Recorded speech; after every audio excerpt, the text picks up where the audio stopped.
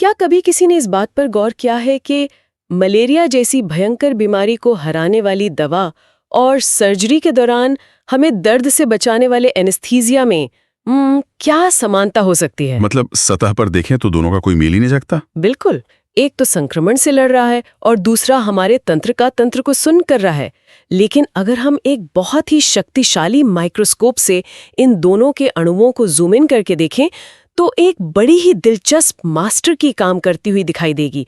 और यही मास्टर की हमारे आज के इस गहन अध्ययन का विषय है। और ये मास्टर की सिर्फ इन 2 दवाओं तक सीमित नहीं है। हाँ, टाइफॉइड के लिए जो क्लोरामफेनिकॉल इस्तेमाल होता है, मलेरिया के लिए क्लोरोक्वीन, सर्जरी में हैलोथेन और यहाँ तक कि हमारे शरीर में प्राकृतिक रूप से बनने वाला थायरॉक्सिन हार्मोन, जिसकी कमी से घेंघा रोग हो जाता है। इन सब में एक गहरा आणविक रहस्य छिपा है। सही कहा। और वो रहस्य है कार्बन और हैलोजन का आपस में जुड़ाव। इन सभी यौगिकों के जो भारी भरकम नाम है ना, उनके पीछे एक ही बुनियादी वास्तुकला है जिसे हम रसायन विज्ञान में हैलोएल्टेन और हैलोएरीन कहते हैं। ठीक है, तो इसे थोड़ा डीकोड करते हैं। आज का हमारा मिशन इन यौगिकों के जटिल फॉर्मूले रटना बिल्कुल नहीं है, बल्कि हमें ये समझना है कि आखिर इन अणुओं की बनावट में ऐसा क्या खास है जो इन्हें इतना प्रतिक्रियाशील और इतना उपयोगी बना देता है। अगर हम इसे व्यापक संदर्भ से जोड़कर देखें तो यह सिर्फ प्रयोगशाला में रसायनों को मिलाने के बारे में नहीं है। यह अणुओं की उस ज्यामिति और गतिशीलता के पैटर्न को समझने के बारे में है जो यह तय करती है कि कोई दवा शरीर में कोशिकाओं के साथ कैसे इंटरैक्ट करेगी। तो चलिए इस आणविक इमारत की एकदम नींव से शुरू करते हैं, क्योंकि किसी भी अणु की ताकत या उसकी कमजोरी उसकी संरचना में ही छिपी होती है। हमारे जो स्रोत है वो बताते हैं कि हैलोएल्केन और हैलोएरीन का पूरा वर्गीकरण मुख्य रूप से उस कार्बन के प्रकार पर निर्भर करता है जिससे हैलोजन जुड़ने वाला है। बिल्कुल। यहाँ मुख्य अंतर sp3 और sp2 आबंधों का होता है। देखो, हैलोएल्केन के मामले में जो हैलोजन है, मतलब फ्लोरीन, क्लोरीन, ब्रोमीन या आयोडीन, वो एक अल्काइल श्रृंखला के sp3 संकृत कार्बन से जुड़ जाता है। और ये sp3 कार्बन एक 3 डायमेंशनल पिरामिड जैसी संरचना बनाता है ना, जो थोड़ी सी लचीली होती है। हाँ, एकदम सही, उसमें थोड़ा लचीलापन होता है। लेकिन दूसरी ओर अगर हम हैलोएरीन को देखें तो उसमें हैलोजन सीधे एक बेंजीन रिंग के sp2 संकृत कार्बन से जुड़ता है। और बेंजीन रिंग तो एक बिल्कुल चपटी हेक्सागोनल संरचना होती है। मतलब वो आबंध बहुत ही कठोर होता है। हाँ, वो काफी रिजिड होता है। तो ये सारा खेल लचीलेपन बनाम कठोरता का है। मैंने देखा कि स्रोतों में इस पूरे समूह को एक परिवार के पेड़ की तरह बांटा गया है। कुछ नाम तो बहुत ही विशिष्ट हैं, जैसे एलाइलिक, बेंजाइलिक और विनाइलिक हैलाइड्स। मतलब अगर कोई पहली बार किसी अणु को देख रहा है तो वो इनमें कैसे फर्क करेगा? इसे कार्बन कार्बन डबल बॉन्ड के संदर्भ में देखना चाहिए। मतलब C डबल बॉन्ड C कहाँ है? विनाइलिक हैलाइड वो होता है जहां हैलोजन सीधे उस कार्बन से जुड़ा है जो डबल बॉन्ड का हिस्सा है। अच्छा, मतलब वो सीधे एक्शन के केंद्र में बैठा है। बिल्कुल। लेकिन एलाइलिक हैलाइड में ऐसा नहीं होता। वहां हैलोजन डबल बॉन्ड वाले कार्बन के ठीक बगल वाले कार्बन पर बैठता है, जो कि sp3 होता है। ओह, तो वो एक्शन के एकदम बगल में है लेकिन सीधे उसमें शामिल नहीं है। सही पकड़े। और बेंजाइलिक भी एलाइलिक के ही समान है, बस वहां डबल बॉन्ड की जगह पूरी की पूरी एरोमेटिक बेंजीन रिंग आ जाती है। हैलोजन रिंग के ठीक बाहर वाले कार्बन से जुड़ा होता है। समझ गई। और फिर इस परिवार में डाइहैलाइड्स भी तो हैं, जहां एक नहीं बल्कि 2 हैलोजन होते हैं, जैसे जेमिनल डाइहैलाइड्स, जिसमें दोनों हैलोजन परमाणु एक ही कार्बन पर मौजूद होते हैं। हाँ, जैसे एक ही कुर्सी पर 2 लोगों को बिठा दिया गया हो। हाँ, बिल्कुल। जबकि विसिनल डाइहैलाइड्स में दोनों हैलोजन अगल बगल के कार्बन पर होते हैं, एकदम पड़ोसियों की तरह। लेकिन इन सभी संरचनाओं के मूल में जो सबसे महत्वपूर्ण चीज है ना, वो है कार्बन और हैलोजन के बीच का CX आबंध। इसी आबंध का विज्ञान इन अणुओं के पूरे व्यवहार को तय करता है। क्योंकि हैलोजन परमाणु आवर्त सारणी में दाईं ओर होते हैं। हाँ, जिसका सीधा मतलब है कि वे कार्बन की तुलना में अधिक विद्युत ऋणात्मक हैं, यानी इलेक्ट्रोनेगेटिव हैं। तो ये तो एकदम रस्साकशी के खेल जैसा हो गया। हैलोजन बहुत ही इलेक्ट्रोनेगेटिव है, इसलिए वो कार्बन और अपने बीच जो साझा किए गए इलेक्ट्रॉन हैं, उन्हें अपनी ओर पूरी ताकत से खींच लेता है। बिल्कुल, एक टग ऑफ वॉर की तरह। और इस रस्साकशी का नतीजा ये होता है कि हैलोजन पर एक आंशिक ऋणात्मक आवेश आ जाता है, जिसे हम डेल्टा माइनस कहते हैं। और बेचारे कार्बन के पास इलेक्ट्रॉन कम हो जाते हैं, जिससे उस पर आंशिक धनात्मक आवेश यानी डेल्टा प्लस आ जाता है। लेकिन एक बात बताइए, अगर इस रस्साकशी में हैलोजन जीत ही रहा है और सारा आवेश अपनी तरफ खींच रहा है, तो हमें इस बेचारे कार्बन की इतनी चिंता क्यों करनी चाहिए? यहाँ सबसे दिलचस्प बात यह है कि वो बेचारा कार्बन ही इस पूरे अणु की सबसे बड़ी कमजोरी बन जाता है। अच्छा, वो कैसे? देखो, इलेक्ट्रॉन की कमी के कारण वो कार्बन एकदम भूखा हो जाता है और प्रकृति में कोई भी चीज असंतुलन पसंद नहीं करती। इसलिए जब भी कोई ऐसा बाहरी अणु या आयन आता है जिसके पास अतिरिक्त इलेक्ट्रॉन होते हैं, तो वो सीधे उस डेल्टा प्लस कार्बन को ही अपना लक्ष्य बनाता है। अरे वाह! मतलब हैलोजन की इसी खींचतान ने खुद कार्बन को भविष्य में होने वाले हर रासायनिक हमले के लिए खोल कर रख दिया है। बिल्कुल, हैलोजन ने खुद ही कार्बन को शिकार बना दिया। और हमारे स्रोतों के अनुसार ये आबंध इस बात पर भी निर्भर करता है कि हैलोजन कौन सा है। हाँ, क्योंकि फ्लोरीन सबसे छोटा है और आयोडीन सबसे बड़ा। तो जैसे जैसे हैलोजन का आकार बढ़ता है, कार्बन और हैलोजन के बीच की दूरी यानी आबंध की लंबाई भी बढ़ती जाती है। CI बॉन्ड सबसे लंबा होता है और इसीलिए उसे तोड़ना सबसे आसान होता है। CI आबंध सबसे कमजोर और सबसे अधिक प्रतिक्रियाशील होता है, जबकि CF आबंध इतना मजबूत होता है कि उसे तोड़ना बहुत ही मुश्किल काम है। तो अब हमें ये अच्छे से समझ आ गया है कि ये CX आबंध एक कमजोर कड़ी है और ये अणु बहुत प्रतिक्रियाशील है। यहाँ बात सच में बहुत दिलचस्प हो जाती है, क्योंकि एक बहुत ही व्यावहारिक सवाल उठता है कि अगर ये इतना ज्यादा प्रतिक्रियाशील है, तो रसायन शास्त्री इसे प्रयोगशाला में बनाते कैसे होंगे? इसके कई तरीके हैं। हाँ, मैंने स्रोतों में पढ़ा कि अल्कोहल से हेलो एल्केन बनाने के कई तरीके दिए गए हैं, जैसे फॉस्फोरस ट्राइथ्रोराइड या फॉस्फोरस पेंटाक्लोराइड का इस्तेमाल या फिर थायोनिल क्लोराइड यानी SOCl2 का उपयोग। लेकिन स्रोत बार बार कहते हैं कि SOCl2 सबसे पसंदीदा है। इतने सारे अभिकर्मकों में से सिर्फ SOCl2 ही क्यों? इसका सीधा सा जवाब निर्माण प्रक्रिया की दक्षता में छिपा है। देखो, जब हम अल्कोहल की प्रतिक्रिया किसी फॉस्फोरस हैलाइड के साथ कराते हैं, तो मुख्य उत्पाद के साथ साथ कुछ तरल या ठोस सह उत्पाद भी बन जाते हैं, बाय प्रोडक्ट्स। फिर उन बाय प्रोडक्ट्स को मुख्य उत्पाद से अलग करने के लिए एक बहुत ही लंबी और थकाऊ शुद्धिकरण प्रक्रिया से गुजरना पड़ता है, जो कि लैब में काफी समय बर्बाद करता होगा। बिल्कुल, लेकिन SOCl2 के साथ मामला एकदम अलग है। जब ये अल्कोहल से प्रतिक्रिया करता है तो अल्काइल हैलाइड तो बनता ही है, पर साथ में सल्फर डाइऑक्साइड और हाइड्रोजन क्लोराइड गैसें बनती हैं, एकदम शुद्ध अल्काइल हैलाइड। अरे वाह, उसे अलग करने या साफ करने की तो कोई झंझट ही नहीं बची। ये तो एक तरह से सेल्फ क्लीनिंग रिएक्शन हो गई। हाँ, ये एक बहुत ही साफ और कुशल तरीका है। इसके अलावा हाइड्रोकार्बन से भी हैलो एल्कीन बनाए जाते हैं, विशेष रूप से एल्कीन से। एल्कीन में कार्बन कार्बन डबल बॉन्ड होता है। जब इस पर हाइड्रोजन हैलाइड का योग होता है तो वहां मार्कोविनिकॉव का नियम लागू होता है। मार्कोविनिकॉव का नियम, हाँ, यह कहता है कि जब कोई अभिकर्मक एल्कीन के डबल बॉन्ड पर जुड़ता है तो जो ऋणात्मक भाग है यानी हमारा हैलोजन, वो उस कार्बन पर जाता है जिसके पास पहले से ही कम हाइड्रोजन होते हैं। मतलब अमीर और अमीर हो जाता है। बिल्कुल सही कहा। लेकिन मुझे एक बात सोचकर हमेशा हैरानी होती है कि अणु ऐसा क्यों करते हैं। मेरा मतलब है, वे बैठकर हाइड्रोजन की गिनती तो नहीं करते होंगे ना? हाँ, नहीं, गिनती नहीं करते। असल में अणु हमेशा स्थिरता की तलाश करते हैं। ये पूरी प्रक्रिया 2 चरणों में होती है। पहले चरण में हाइड्रोजन आयन डबल बॉन्ड पर हमला करता है, जिससे एक मध्यवर्ती कार्बोकैटायन बनता है। मतलब एक धनात्मक कार्बन? हाँ, अब ये कार्बोकैटायन जितना अधिक कार्बन से घिरा होगा, जैसे 2 डिग्री या 3 डिग्री कार्बोकैटायन, वो उतना ही अधिक स्थिर होगा। अच्छा, तो अणु उस रास्ते को चुनता है जो सबसे स्थिर मध्यवर्ती की ओर ले जाता है। बिल्कुल, और जब वो स्थिर कार्बोकैटायन बन जाता है, तब हैलोजन आकर उससे जुड़ जाता है। यही मार्कोविनोकॉव के नियम का असली कारण है, मध्यवर्ती कार्बोकैटायन की स्थिरता। इस पूरी प्रक्रिया में एक बहुत ही शानदार विजुअल टेस्ट भी होता है, जिसका जिक्र स्रोतों में बड़ी प्रमुखता से है।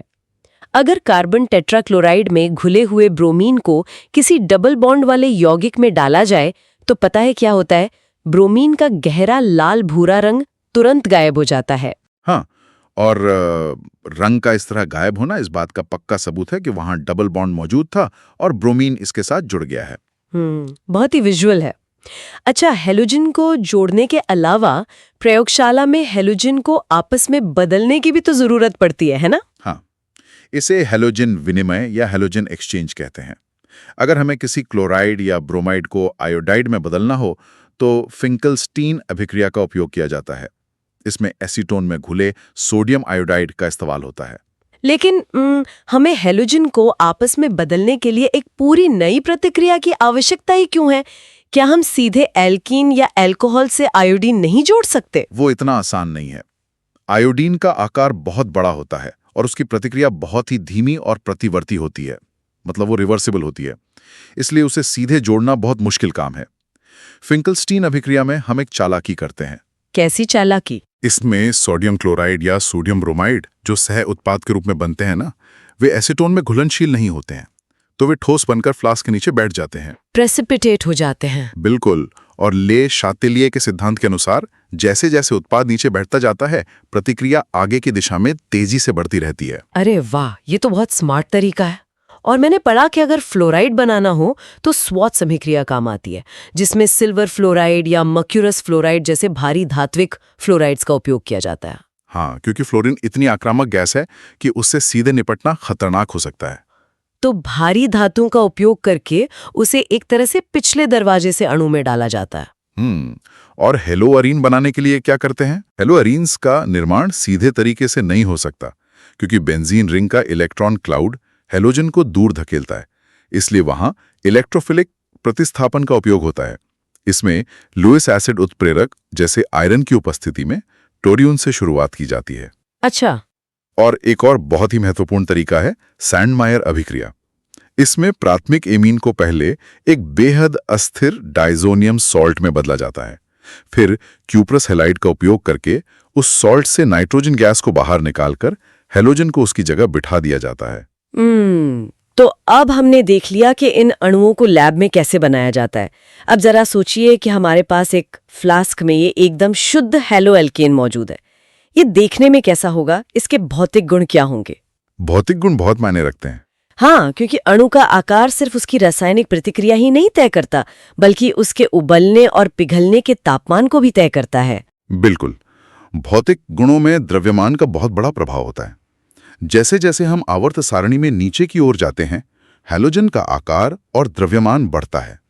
इसका सीधा असर वैंडर वॉल्स बलों पर पड़ता है। मतलब अणु जितना बड़ा और भारी होगा, उसके इलेक्ट्रॉन उतने ही अधिक फैलेंगे। हाँ, और वैंडर वॉल्स बल उतने ही ज्यादा मजबूत होंगे। इसलिए समान एल्काइल समूह के लिए आयोडाइड का क्वथनांक सबसे अधिक होता है। उसके बाद ब्रोमाइड, फिर क्लोराइड और अंत में फ्लोराइड का नंबर आता है। तो मजबूत बल का सीधा सा मतलब है कि उन्हें उबालने के लिए अधिक ऊर्जा या गर्मी की आवश्यकता होगी। लेकिन यहाँ एक पेच भी तो है। कैसा पेच? क्या होगा अगर अणु का फॉर्मूला बिल्कुल समान हो लेकिन उसकी बनावट अलग हो? मेरा मतलब है आइसोमर्स। अगर कार्बन की एक लंबी सीधी चेन है तो सतह का क्षेत्रफल ज्यादा होगा और बल मजबूत होंगे। लेकिन अगर चेन में शाखाएं यानी ब्रांचिंग बढ़ने लगे तो अणु सिकुड़कर गोल आकार लेने लगता है। हाँ, और एक गोले का सतह क्षेत्रफल सबसे कम होता है। और पड़ जाते हैं और नतीजा ये होता है कि क्वथनांक गिर जाता है। सही कहा आपने। पर देखो, ब्रांचिंग का ये प्रभाव तो तरल अवस्था के लिए है, लेकिन जब हम ठोस अवस्था और गलनांक की बात करते हैं तो सम्मिति यानी सिमेट्री सबसे महत्वपूर्ण कारक बन जाती है। इसका सबसे अच्छा उदाहरण आइसोमेरिक डाइहैलोबेंजीन है। ऑर्थो, मेटा और पैरा आइसोमर्स। इस हिस्से ने मुझे वाकई सोचने पर मजबूर कर दिया था। ऑर्थो, मेटा और पैरा तीनों के क्वथनांक तो लगभग समान ही होते हैं, लेकिन जब गलनांक की बात आती है तो पैरा आइसोमर का तापमान ऑर्थो और मेटा की तुलना में बहुत अधिक होता है। हाँ, काफी फर्क होता है। ऐसा क्यों? इसे समझने के लिए मैं उस पुराने वीडियो गेम टेट्रिस के बारे में सोच रही थी। अच्छा, टेट्रिस। हाँ, पैरा आइसोमर बिल्कुल टेट्रिस के उस सीधे और लंबे वाले ब्लॉक की तरह है। अपनी पूर्ण सममिति के कारण वो क्रिस्टल जालक में इतनी अच्छी तरह से और मजबूती से फिट हो जाता है कि एक बार पैक हो जाने के बाद उस क्रिस्टल ढांचे को तोड़ने के लिए बहुत अधिक गर्मी देनी पड़ती है। हाँ, ये बहुत ही बेहतरीन एनोलॉजी है। वास्तव में यह सममिति अणु को क्रिस्टल में बहुत पास पैक होने की अनुमति देती है।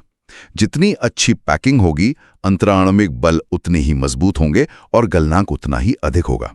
ठीक है, तो अब तक हमने अणुओं का ढांचा देख लिया, उन्हें बनाना सीख लिया और उनके भौतिक गुणों को भी समझ लिया। अब वापस उस कमजोर कड़ी पर चलते हैं जिसकी हमने शुरुआत में बात की थी। हाँ, वो डेल्टा प्लस कार्बन जो इलेक्ट्रॉनों का भूखा है। बिल्कुल, अब समय आ गया है उस पर हमला होने का। और इस हमले की प्रक्रिया को रसायन विज्ञान में नाभिकारागी प्रतिस्थापन या न्यूक्लियोफिलिक सब्स्टिट्यूशन कहते हैं।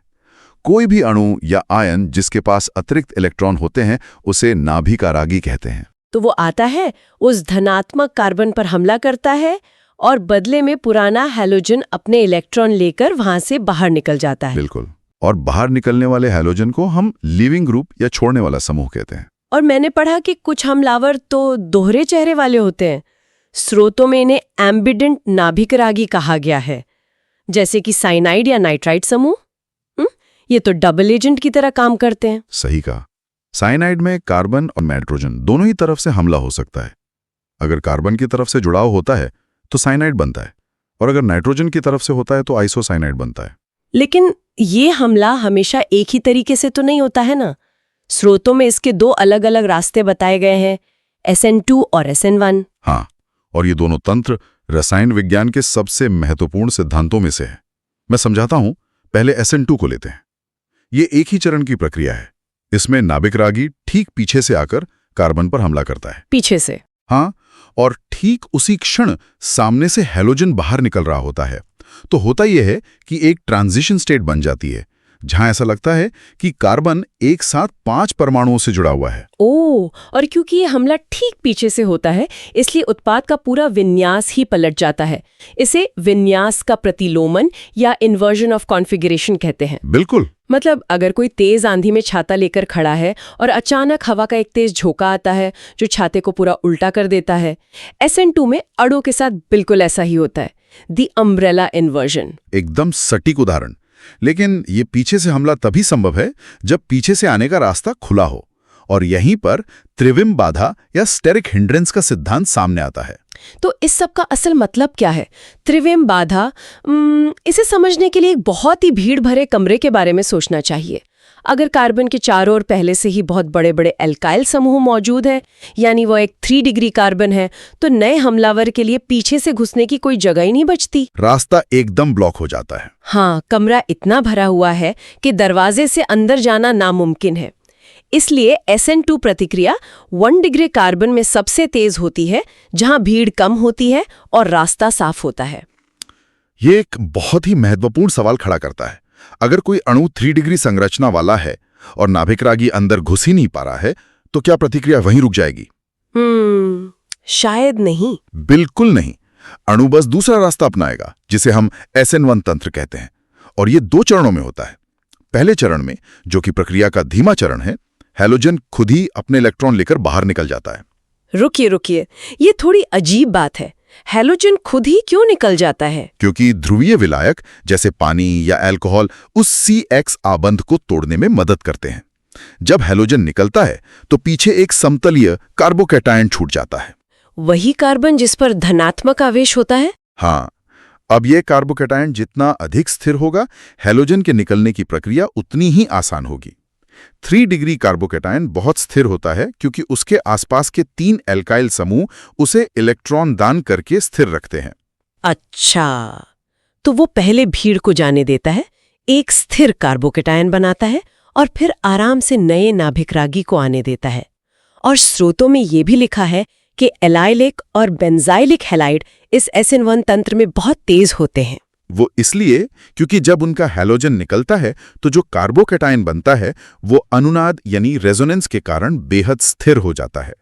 आवेश पूरी रिंग या डबल बॉन्ड पर फैल जाता है, जिससे बहुत स्थिरता मिलती है। और इस पूरी प्रक्रिया का एक बहुत गहरा प्रभाव त्रिविम रसायन यानी स्टीरियोकेमिस्ट्री पर भी पड़ता है, खास तौर पर उन अणुओं पर जो कायरल हैं। कायरल अणु, जैसे हमारे दोनों हाथ, वे एक दूसरे के दर्पण प्रतिबिंब तो हैं, लेकिन बाएं हाथ को दाएं हाथ के ऊपर बिल्कुल सटीक तरीके से रखा नहीं जा सकता। हाँ, वे सुपर इम्पोज नहीं होते।